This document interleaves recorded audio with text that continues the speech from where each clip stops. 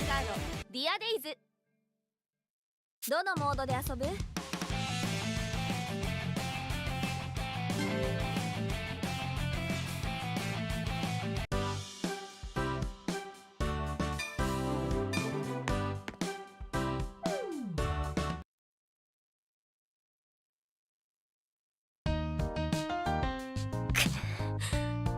来なさい。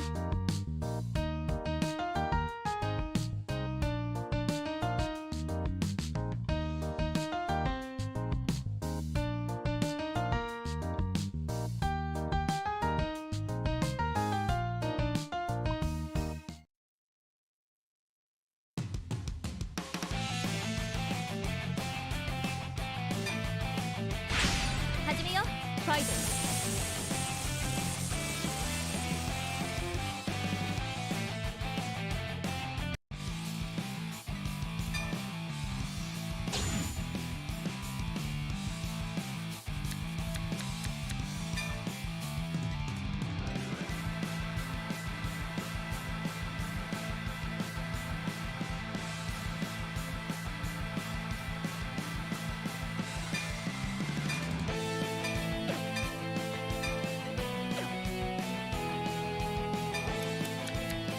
スタンドアップ。ヴァンガード。私のターン。ドロー。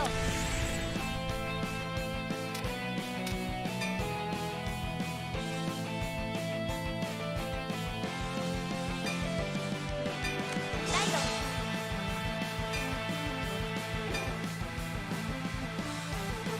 スキル発動。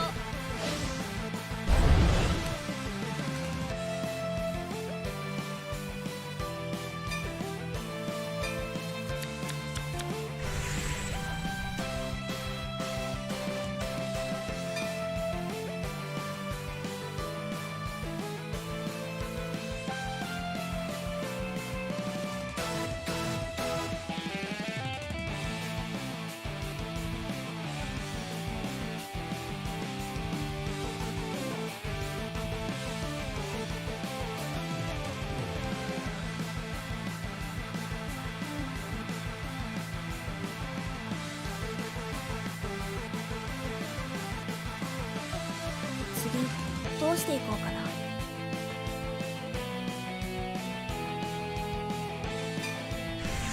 ターンエンド。私のターンよ。ドロー。ライド。スキル発動。スキル発動。スペリオルコール。コール。コール。ヴァンガードにアタック。ノーガード。ダメージチェック。ヴァンガードにアタック。ノーガード。ドライブチェック。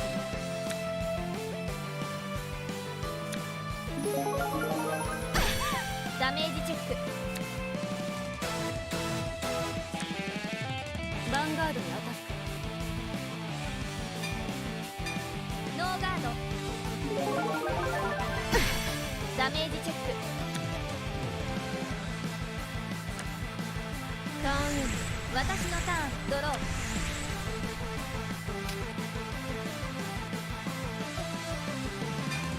ライド。スキル発動。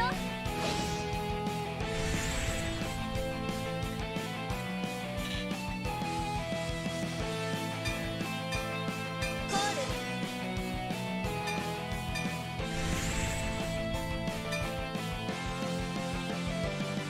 ヴァンガードにアタック。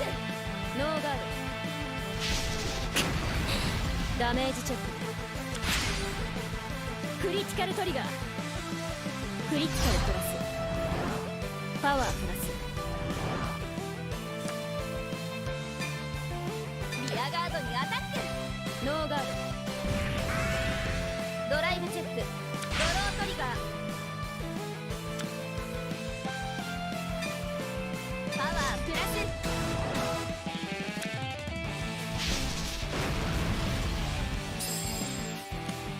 ターンエンド。私のターン。ドロー。ライド。コール。コール。スキル発動。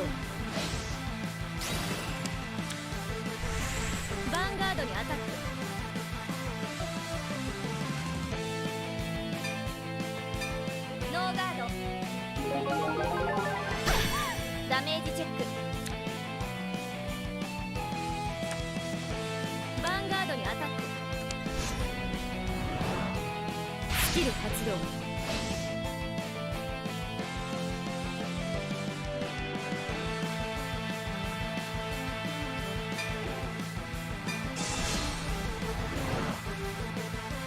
ガードドライブチェック。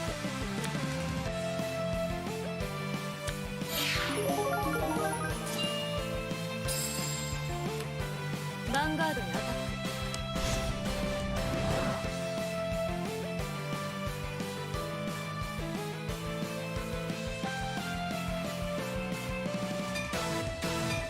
ノーガード。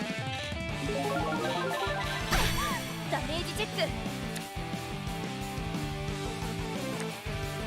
ターンエンドスタンド&ドロー。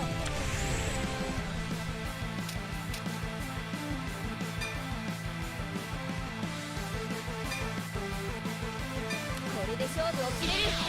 ライド。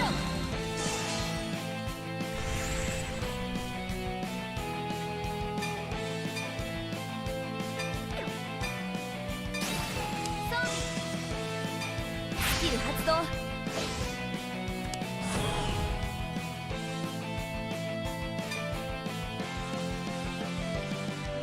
ステリオルコール。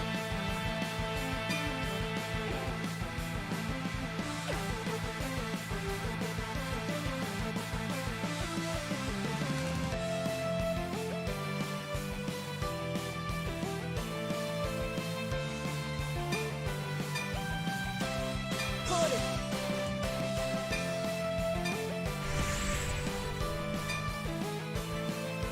リアガードにアタック。スキル発動。パワープラス。ノーガード。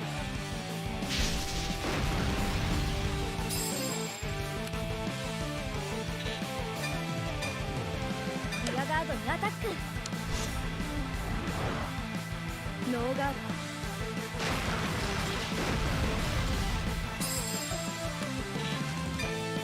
ヴァンガードにアタック。ノーガード。ドライブチェック。ドライブチェック。ドロートリガー。パワープラス。これが私の本気よ。アタック。ダメージチェック。ドロートリガー。パワープラス。ターンエンドスタンド&ドロー。勝利をつかむ。ライド。コールコール。ヴァンガードにアタック。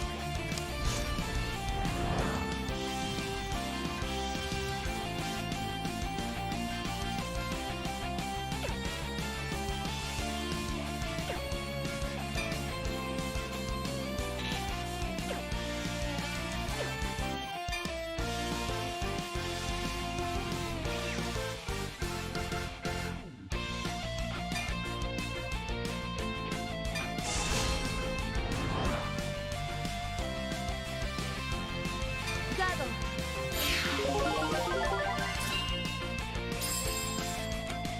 ヴァンガードにアタック。スキル発動。パワープラス。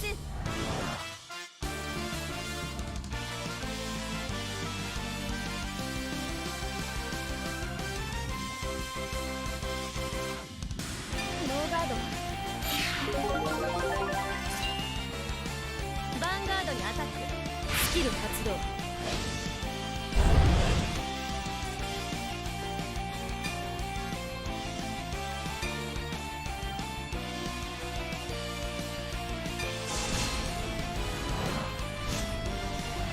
ガード。ドライブチェック。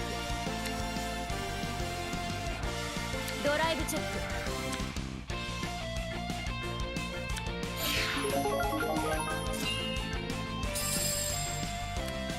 ターンエンド私のターン。ドロー。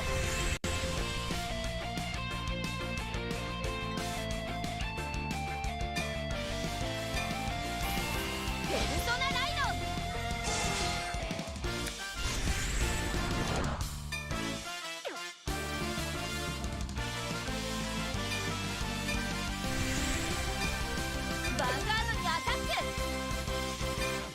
ル発動。パワープラス。ガード。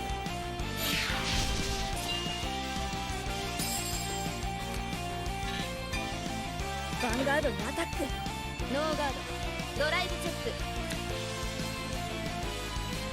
ドライブチェック。この思い、願いをすべてこのカードに込める。ダメージチェック。クリティカルトリガー。クリティカルプラス。パワープラス。ヴァンガードにアタック。ノーガード。ダメージチェック。ターンエンド。私のターン。ドロー。ペルソナライド。コール。スキルを発動する。パワープラス。コール。ヴァンガードにアタック。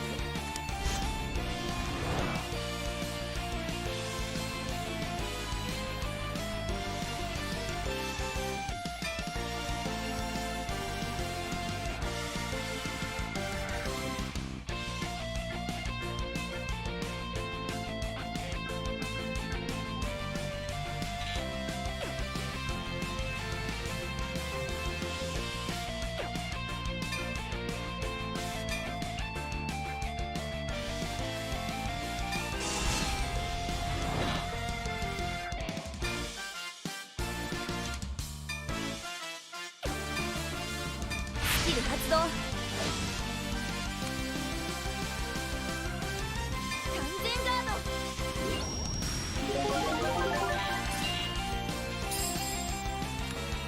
ヴァンガードにアタック。スキル発動。パワープラス。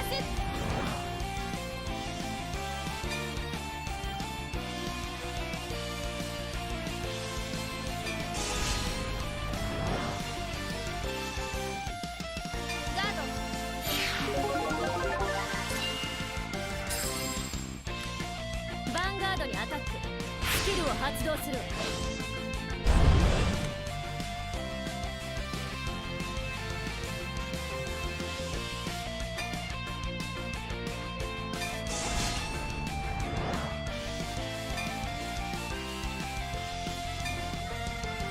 スキル発動。完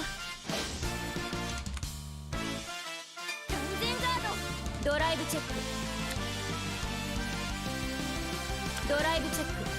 ドロートリガー。パワープラス。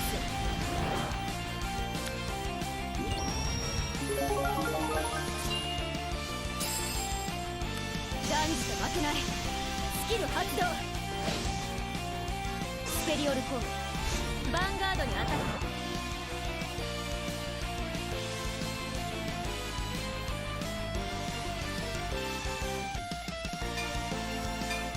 ノーガード。ダメージチェック。ドロートリガー。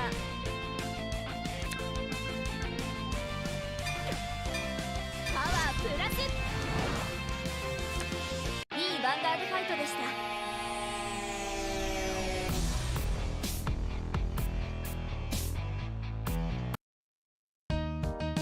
私の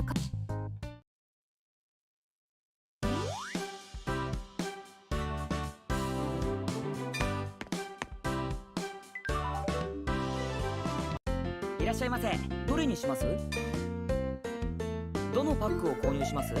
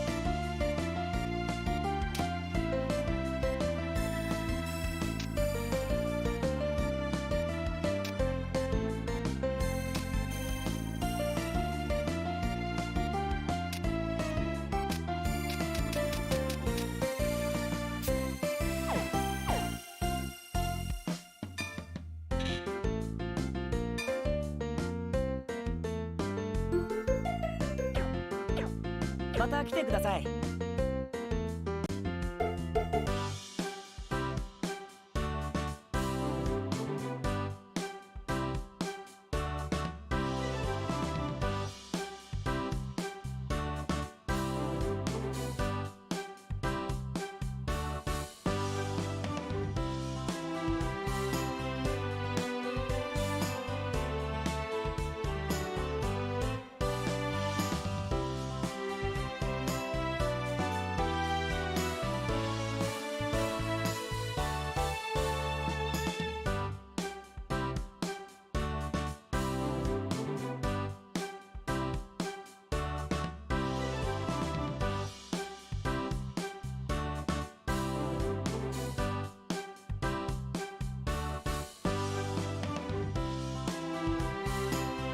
Hi. So for the past 2 months, I've been playing what I think is the best idle game on the market, Eversoul. And for those of you who are not familiar with the game, it is a Korean-produced waifu collector with an AFK resource generating system. But the TLDR apparently very out of character. Yet, every time a new character waifu gacha gamers, this game and for the TLDR it isn't exactly very much over here. It's pretty much the only way to kind of like pretend it's every half a psychological trap. It's very idle. And so as I said before, I did give it an 8 out of 10, right? Then what exactly is so frustrating enough for me to want to quit? And so guys, I call it the Honkai Impact 3rd Syndrome. Or maybe we can just call it game mode bloat. I don't know how many of you have had the chance to play Honkai Impact 3rd, but essentially it has an insane amount of game modes with an insane amount of currencies, with an insane amount of things to do, which means it's an insane time sink. And somehow, my guys, somehow, this idle game is giving me a similar experience. So let's start off with the town system. First of all, as you can see, there is a dispatch system. You essentially assign your units to go do tasks. The new Yumi to get reorg items. is You can now use on the auto deploy PvE, button changing over pretty here, much which is pretty much everything the only way to alongside kind her. of like progress your account, which will inevitably give you a whole bunch of different buffs and different resources, as you can see over here. However, as I mentioned before, you can see how short these tasks Costing actually just take. 450 And so that blue means that essence you'll now, want to be so you logging will in see quite a lot more frequently cats to keep starting them going. Now, next I'm not saying batch. it's every Let's half an compare hour, the every 1 changes, hour, left is but old it is and about like blue every essence 4 now, hours so that you get will see a refreshed. lot And on more top of in that, pretty much for your everything town, you have alongside. 2 dailies. One, which is to clear New out York is 10 now monsters on the at PvE. night, so you can see it's nighttime right here. And in the daytime, you actually have to clear out 10 trees. However, after you get past town level 10, so you can see I'm level 11 over here, the amount of both doubles. So I know it says 5 out of 10 over here, and now the quest is gone because I finished it.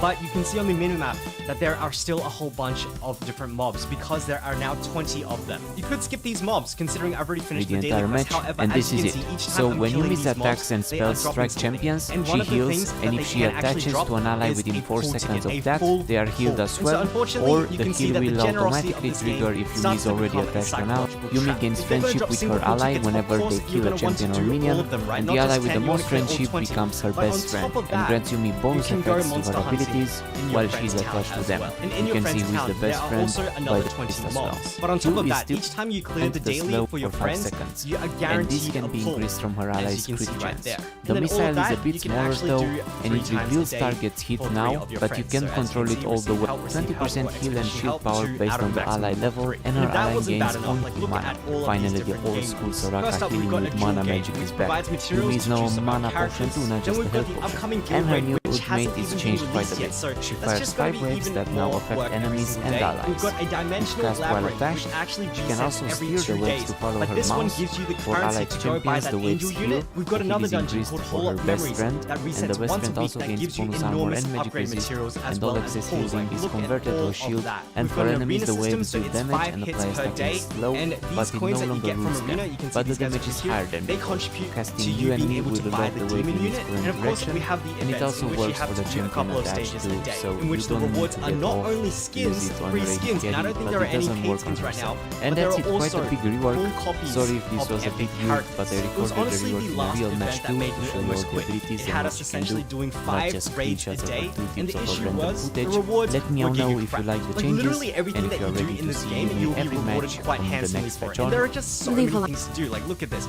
straight up 10 pull right there. And the worst part of all of this is is that the devs are showing signs of adding time-saving quality of life updates. Like for example, in this event, they've actually implemented a skip button, which gives me hope, right? This is probably the thing that is actually keeping me here, because if they could add more of this quality of life for the time savers, I could definitely see myself playing this game for ages. But the thing is, I got into gacha games because I wanted small bits of progression for small bits of time.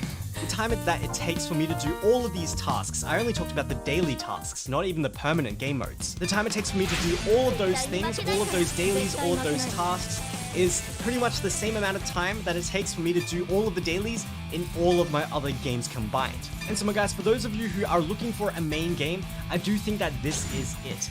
But for somebody like me, a depressed, semi-functional adult who is somehow still alive, you can see why it makes me want to quit, right? Because my god, it's not feeling very idle. And so as I said before, I did give it an 8 out of 10, which would translate over to an A. And after all of that, you can see why I am also unwilling to downgrade that score. It is objectively, fundamentally, a very, very good game. It did 8 million in revenue in January, as well as about 1.4 million downloads, I think. So I would say give it a shot if you haven't already. But what I do want to say is that these guys really know how to FOMO me. So yeah, honestly, that's it. To this day, I'm still trying to figure out whether I want to drop the game or not because of that hope. If the developers are going to be coming out with like even more quality of life time savers, I'll probably be saying this in like 3 years time once I've broken down again because of gacha game overload. But the TLDR is that it's a really good game.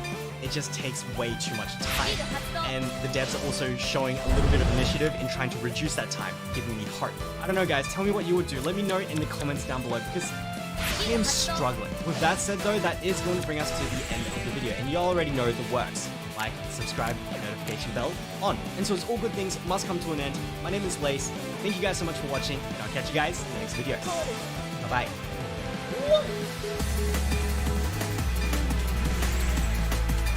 Vanguard にアタック。ノーガード。ダメージチェック。 All right, we're ready for it. All right, guys. So people were, I don't know. I think it's silly. Apparently, the royal family is suing South Park, and you know Ben Shapiro is where I found the information from. So we're gonna give it a watch. I'm just curious. I don't know how you can do it. South Park's pretty cool. They're pretty consistent on this one. So let's see what they're suing him for. Things that I hate. Probably because we're finally realizing that.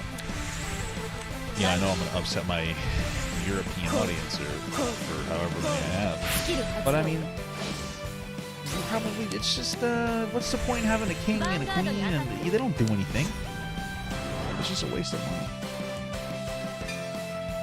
I'm just saying. I mean, I know that you guys are like, no, don't save the queen and all this other nonsense, but I mean, that's just your hope in my opinion. What are you gonna do? Huh? So, things that I like. Let us begin with one of the great episodes of South Park ever. So, South Park is a show that I have enjoyed, I would say, on an infrequent basis from time to time. It's not like a regular watch for me, but there are certain episodes that are just classics. And they did, in fact, release a classic this week centered on Prince Harry and Meghan Markle and their consistent attempts to be private by constantly seeking attention. It's hysterically funny. Let me start with you, Sam. You've lived a life with the royal family, you've had everything handed to you, but you say your life has been hard, and now you've written all about it in your new book, Win. Yes, that's right, friends. You see, my wife and I are totally like, you should write a book because your family like stupid and then so are like journalists. So you hate journalists. That's right. And now you wrote a book that reports on the lives of the royal family. Right. So you're a journalist. We just want to be normal people. All this attention is so hard. Isn't it true, sir, that you're questionable? I'll say one thing. Attention probably is a little difficult. Because it can be kind of annoying to get, like, some attention. But what I will say is that, like, this is the problem. See, I grew up and I used to actually work a real job. You know, and now I play video games and talk through movies, basically, right? So that's...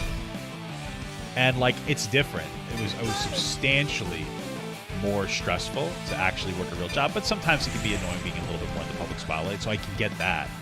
But it sounds like the tone is probably like, oh, my life is harder than yours in some capacity. And it's like, you know, how are you going to complain about being... I think they don't have to work, right? Don't they just get, like, taxpayer-funded, like dollars goes to them? Like, so, I mean, there's people out there that could barely pay for their fucking energy costs. And they're like, oh, I'm having a real struggle. I don't know. It seems a little silly, to me at least. So, you know. Well, wife has her own TV show and hangs out with celebrities and does fashion magazines? What are you suggesting? Well, I just think some people might say that your Instagram-loving wife actually doesn't want her privacy. How dare you, sir? My Instagram-loving wife has always wanted her privacy. Well, you know what she wants? She just wants privacy from like what she wants to say. She wants to be able to like say whatever, but not take any like criticisms for being an entitled fuck. At least the Kardashians take it in stride. Okay, and they take and which is impressive because they're always taking fucking big black dicks. So to take that in stride has got to be a fucking accomplishment or something. So good for them. And you know what else? To hell with Canada! We are leaving! We'll go find some quiet place where we can be normal people! Come on, wife! Wait, does that mean that they no longer get paid taxpayers' money? Because that's like fucking win-win. That's crazy. Good for them. We want privacy! We want privacy! We want privacy! And they then proceed to take a jet around the United States and around the world, actually, looking for privacy on what they call their worldwide privacy tour, complete with song. It is... This episode really resonates with Ben and his autism. All right, that's not me being rude, okay? That's just me being honest. People, they have their likes. You know, we all have our likes, but they like it more. Ben's just really eating it up. He hasn't been this excited since the WAP song, so it's pretty good. And these folks are actually, I would say they're beyond parody, but clearly they're not. South Park did an amazing job on that. There were actual rumors, by the way, that Harry and Meghan wanted to sue the creators of South Park. Were they just rumors? There were actual rumors that came out to that effect, which would be just a perfect example of the so-called Streisand effect. The Streisand effect is named after Barbara Streisand, the famous singer, because there was a point a couple of decades back when there was an aerial photograph taken of the California coast. And nobody had ever seen this photograph. It was in a public place, but nobody ever had seen it. And this aerial photograph contained a picture of Barbara Streisand's home. It wasn't labeled or anything. And so Barbara Streisand... I don't know. There's a video saying that Ben might have autism. It's not a bad thing. She freaked out. And she threatened to sue the photographer unless he took down the photo. And he was like, I'm not taking down the photo. It's a picture of the coastline. Why would I take down the photo? But because she sued him, it ended up becoming a very popular photo, and millions of people saw it. This is the same sort of thing. The fact that this was even discussed, like suing South Park over this, is amazing. A representative said, it's all frankly nonsense, totally baseless, boring reports. But apparently, the response followed days of articles noting that the Duchess of Sussex was distinctly unhappy about Matt Stone and Trey Parker's depiction of the couple. The Spectator had claimed she was upset and overwhelmed by the show and annoyed by South Park, but refuses to watch it all, despite it being unclear who its source was. Well, okay, so did they actually threaten to sue, or are they just being pussies about it? Because if they're just being pussies about it, I don't give a shit. If they actually sued, then that's going to show like a huge level of entitlement. But obviously, none of us likes bad coverage. Am I right, guys? That's why I'm always naked. Because there's I look better like that, I guess. That's the joke. But okay. That, by the way, is hysterically funny. She's upset and overwhelmed by the show. So one of the things in the show that is so devastating is that it points out that Harry and Meghan are claiming victimhood and are some of the least victimized people on the planet. The whole episode is about how one of the characters in South Park goes to an image consultant to remake his image as a school child, and Harry and Meghan have already gone to the image consultant, and the end of every image consultant's pitch for what your new brand should be is victim. So for the princess, it's stuff like First Lady Annoyer, victim. For the prince, it's like Prince, victim. And so when they claim victimhood, when she says, oh my God, I'm so upset and overwhelmed by South Park, all you have to do is go and live your life. Nobody would care. Instead, you decided that you... Yeah, sure. All they have to do is opt out, right? Like, can't they just opt out and then, like, everything's copacetic? Like, in the real world, you can't just opt out of doing it. If you're upset that people are so upset with you, then just disappear. Right? Can't you do that? Why can't you just do that? Oh. We're going to go and sign a deal with Spotify, a deal with Netflix, and that you're going to be a famous person, and that you're, again, the very notion that Meghan Markle married into the royal family because she was seeking a private life with the man she loved is absurd. As I pointed out, I mean, I did like a full review of Harry's silly book, and, you know, like in the book, he talks about his dating history with Meghan. On like their fourth date, he invited her to spend a week in Africa with him. And she's like, sure. And he's like, she didn't know who I was. She didn't Google me. Yeah, okay. She literally covered Kate Middleton's wedding on her Instagram page. Wait, no, but that makes it worse. Okay, let's just say that. So he took her to Africa on like their first date or fourth date or whatever, and her claim is like, why did he? Or he's like, she didn't even know me, so she must really love me, bro. If she didn't know who you are and like didn't question how the fuck you brought her to Africa, then like this bitch. So this woman doesn't care about you. Then she just cares about money, right? That makes sense. It's like, oh, we're going to Africa. I don't care how. We're just going there. Okay. Like that's that to me. Like they're not like, oh, who are you? Like that's asking who somebody is like is like the most basic sign of respect that you can give somebody. Like who are you? Oh, I don't care. I mean, just bring me to Africa, bitch. I don't give a fuck. That's how that reads to me. So it's even more of a red flag because of that. So yeah, I'm pretty sure she knew who you were, and I'm pretty sure that you might be married now because she knew who you were. As it turns out, people like Prince Harry, meaning a habitual, approaching middle-aged drug user and alcoholic who can't hold down a steady job. I mean, that sounds like my kind of guy. Am I right? Don't tend to land B-list actresses. This is a general rule, unless they are princes. If they are princes, it seems to help the deal a little bit. I don't know. It's listen, a middle-aged man that's an alcoholic, a drug addict, and has can't hold down a job, you can easily manufacture that. I'm not trying to be disrespectful because I love big women, but I mean that just seems to be. I'm just saying. I'm just saying. I'm not trying to be disrespectful or anything. Just saying. Honestly, amazing stuff from South Park as per the usual, but really, really funny. I gotta love me some South Park. It's hilarious stuff. I'll tell you what's not hilarious. How your portfolio looks right now. And the reality is the stock market is bouncing around. Nobody knows what's coming next. And the government is not helping this out at all. Are they going to inflate the currency, deflate the currency? What are they going to do with spending? No one knows the answers to these questions. This is just one reason you should diversify your asset base. It's one reason why I own some gold from Birch Gold. Okay. To dig our country out of the current mountain of debt that we are in, every single day. All right. Buy gold, blah, blah, blah, blah, blah. Forget that. After all those years ago, you use today, use it. What? Ben, what is this? It's that same one-of-a-kind proprietary flash safe. It's popular already. Flash Kelly. You can hear some of my cute stories about what it's like to have kids as well. Child/Shapiro. Another thing I like. So I want to tell you about a great episode in Child Rearing. What do you, Ben? This is pick up, get off. And it turns out 9-year-old and my said, well, my local for a friend got. So we were talking. And why should I sell it for $1? Big chunk of it, slavery enough, and their depictions of the evils of slavery. There's an article in the New York Times, Melody of Slavery. We've seen people also wrote the Constitution. What the fuck is this? All right, we're done with this video. There were like 2 minutes of this had anything to do with South Park. Cool. That's it. We're done. I want Papa God to pee on my face, just as a friend. There's nothing weird about that. I want him to pee on my face. It's been a while since we've talked about being overweight. Obviously, that's the only thing I have. This video is called "Thin Privilege is Having Men Be Attracted to You." Fat Acceptance TikTok. It's from Fun People. I don't know. I really can't speak. Let's just go. God, I know. Thin privilege, it's so not real. I know that you can't go into stores and find clothes in your size. I know you can't just go to Target and grab a medium hoodie off the rack. I know that you can't just go to In-N-Out and get large fries and a burger without anyone judging you. People actually thank you for normalizing getting fast food and normalizing and helping them with their eating disorders. It's just so hard. Wait, that one just sounds like she's complaining about people who have eating disorders in the opposite direction. They're like too skinny and they're like, thank you for eating with me or something. Now she's just, listen, bro.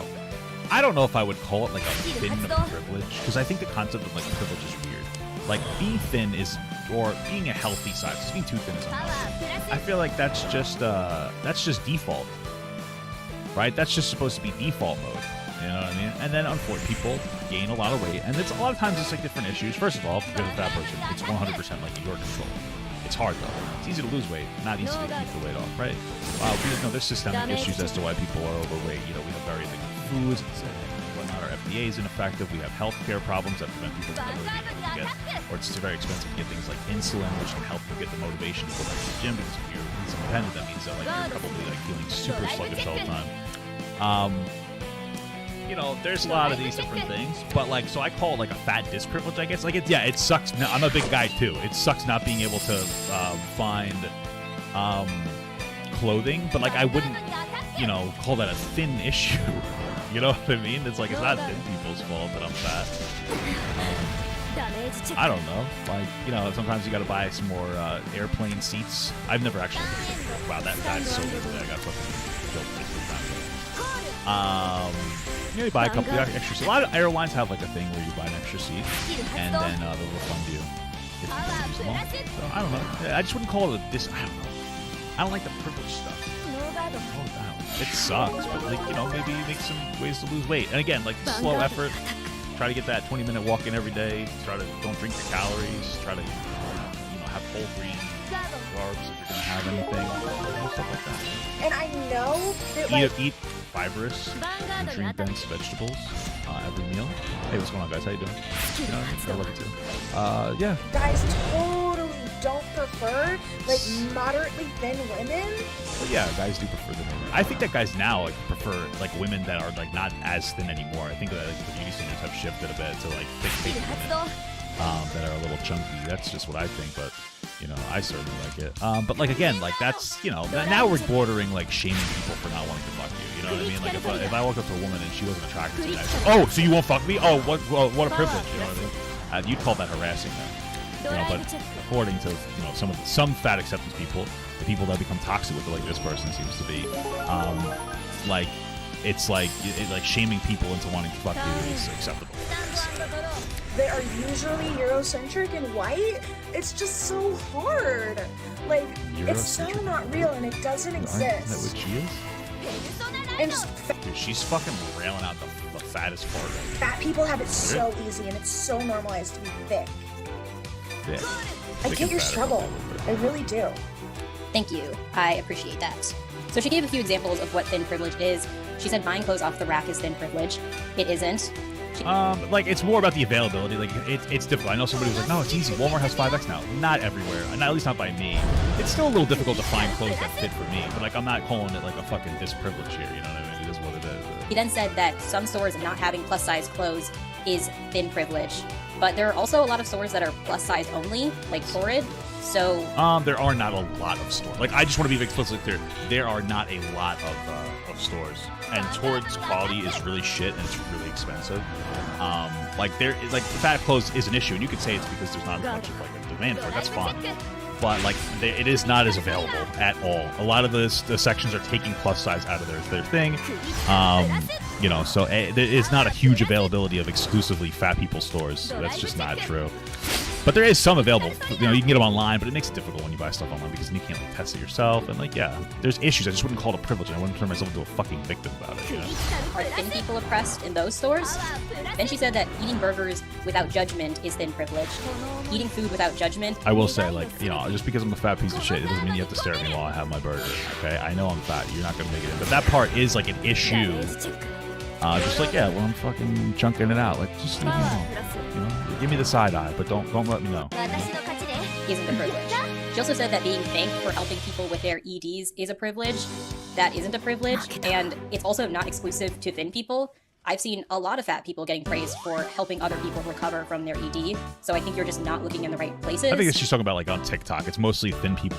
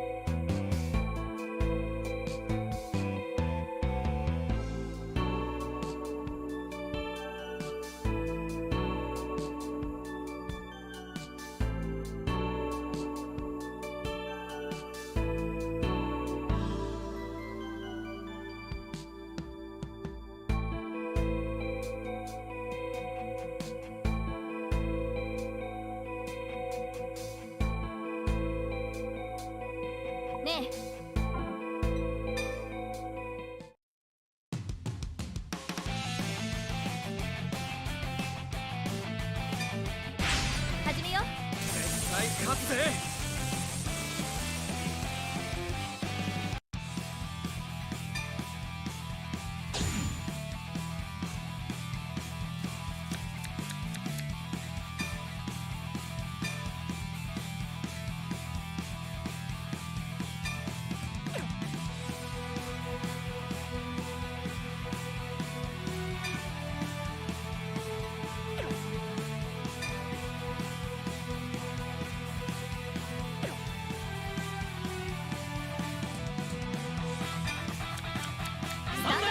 バンガード。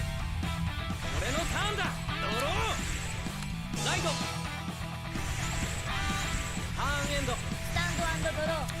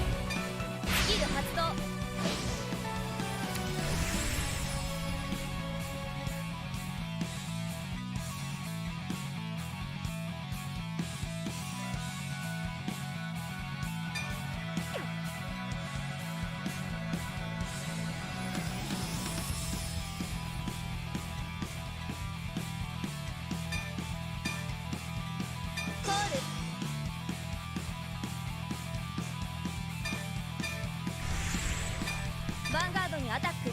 ノーガード。ダメージチェック。よし、ヒールトリガー。パワープラス。ヴ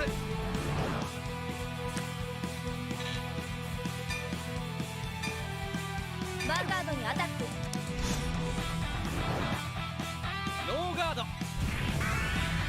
ドライブチェック。ドロートリガー。パワープラス。ダメージチェック。クリティカルトリガー。クリティカルプラス。パワープラス。ターンエンスタンド&ドロー。ライド。スキル発動。ペリオルコール。コール。オーバートレス。オーバートレス。ヴァンガードにアタック。スキル発動。パワープラス。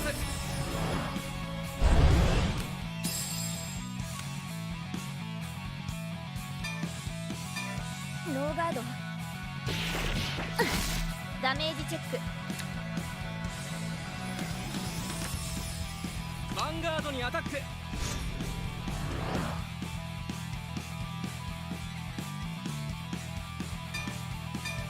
ノーガード。ドライブチェック。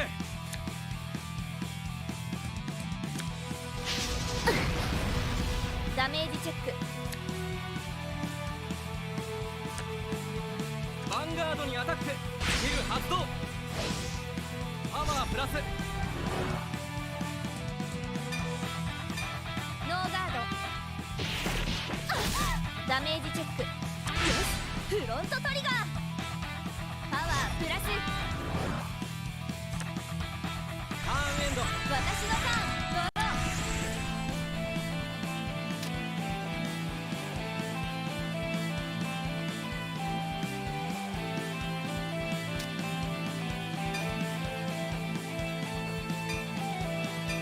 ライド。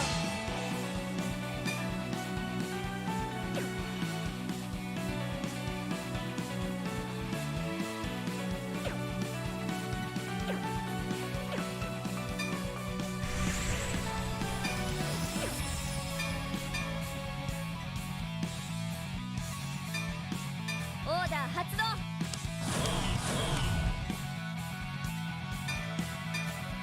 コール。コール。コール。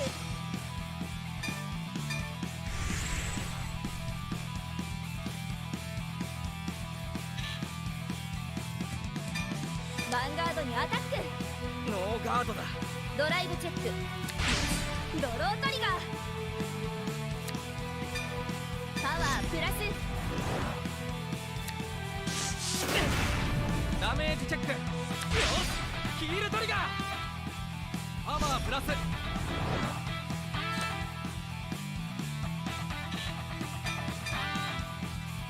リアガードにアタック。ノーガードだ。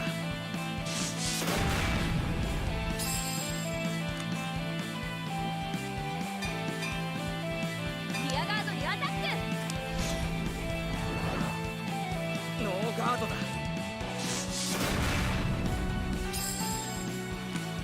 ターンエンド。俺のターンだ。ドロー。ライド。スキル発動だ。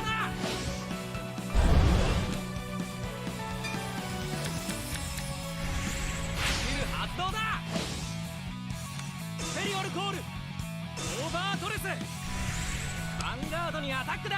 スキル発動だ。パワープラス。ノーガード。ドライブチェック。ドライブチェック。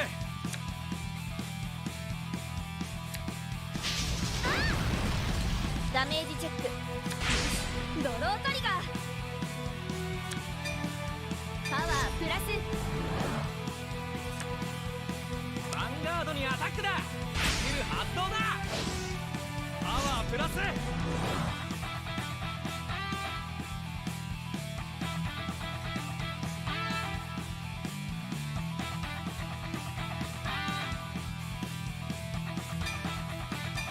ノーガード。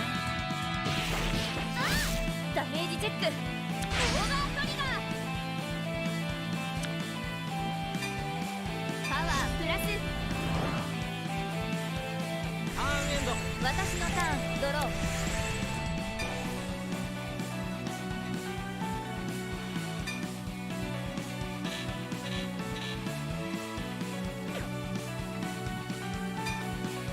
私の力見せてあげる。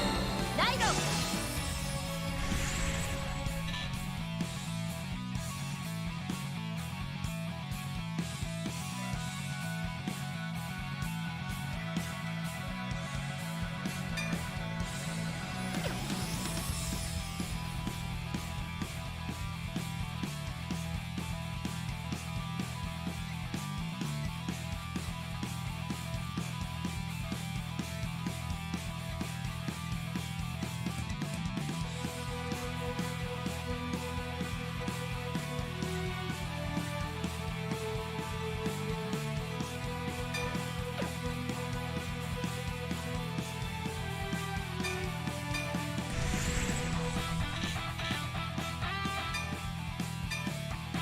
リアガードにアタック。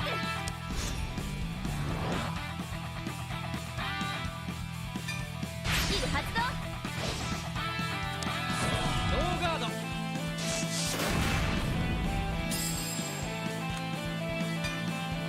ァンガードにアタック。ノーガードだ。ドライブチェック。ドライブチェック。この思い願いをすべてこのカードに込める。ダメージチェック。オーバートリガー。パワープラス。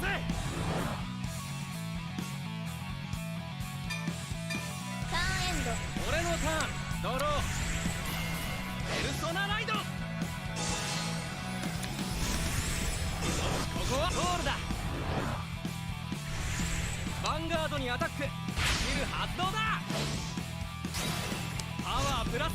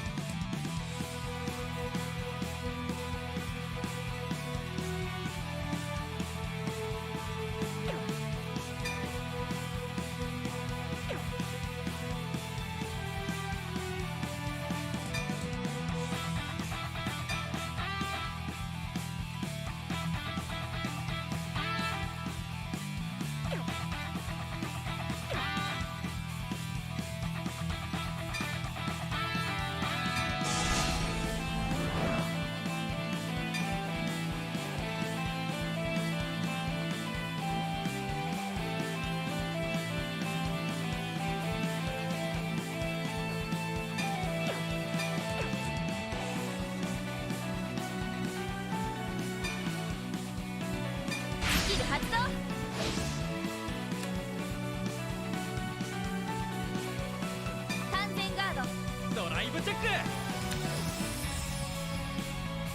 ドライブチェックヴ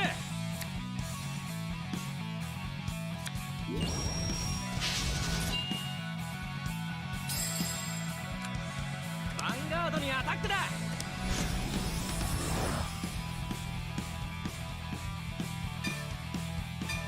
ノーガード。あーダメージチェック。スキル発動だタ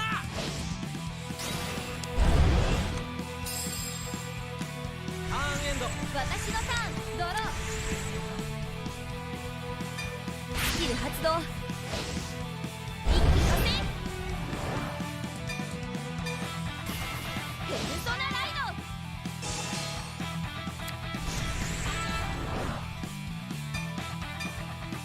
コール。スキル発動。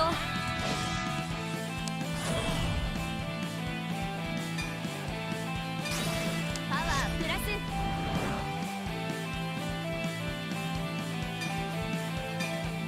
コール。スキル発動。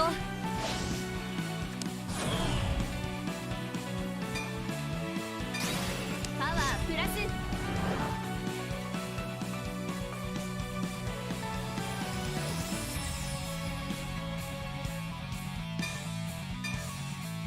コール。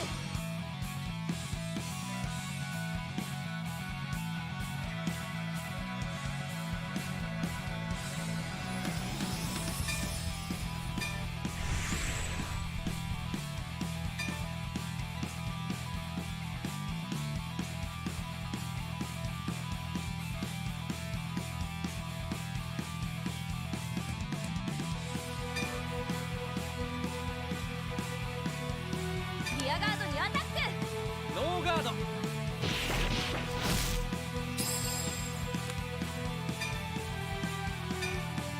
ァンガードにアタック。ノーガードダメージチェックヴ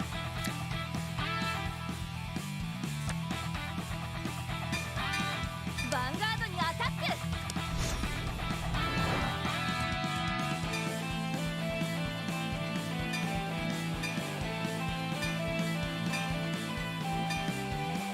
このスキルで決着よ。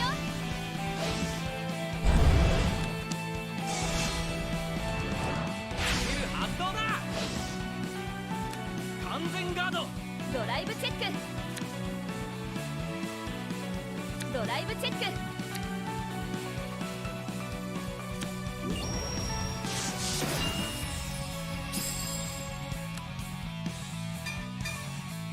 ヴァンガードにアタック。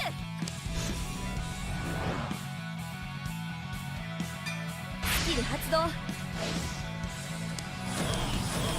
ーガードだダメージチェックヴ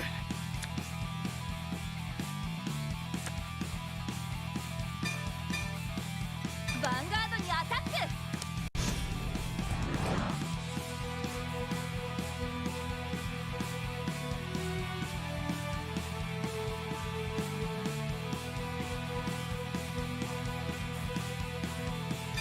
スキル発動。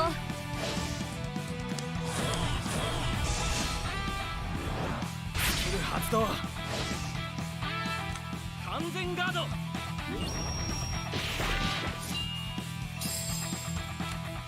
ーンエン俺のターンドローペルソナライドゴールだヴァンガードにアタックスキル発動パワープラスス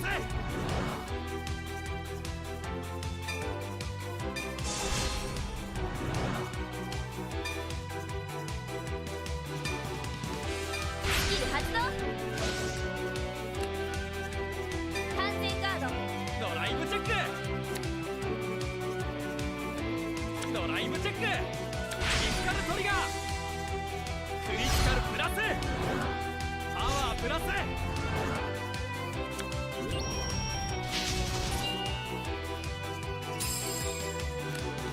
ァンガードにアタック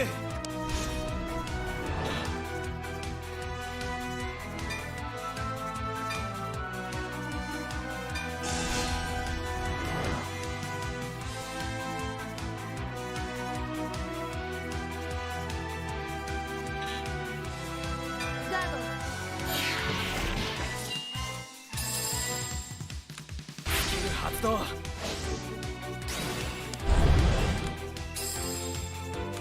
リゴルコールターンエンド私のターンドロースキル発動一気に加勢ペルソナライド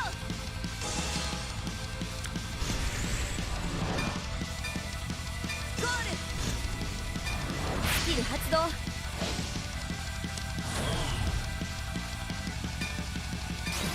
パワープラス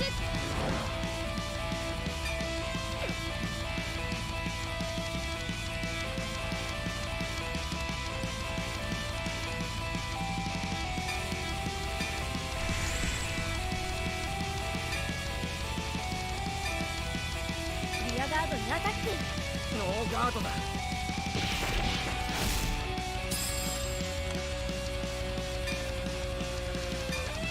ヴァンガードにアタックガード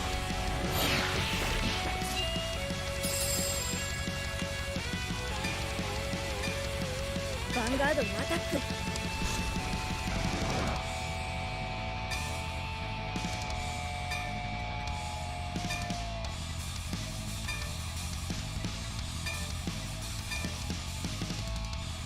スキル発動これが今の私の全てノーガードだドライブチェックドライブチェッククリティカルトリガー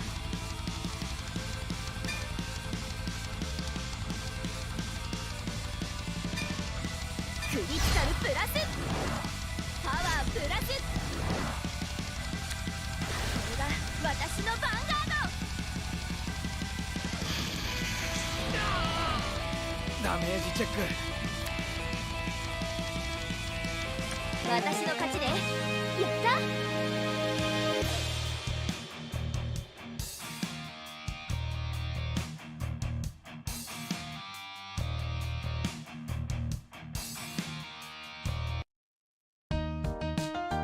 負けた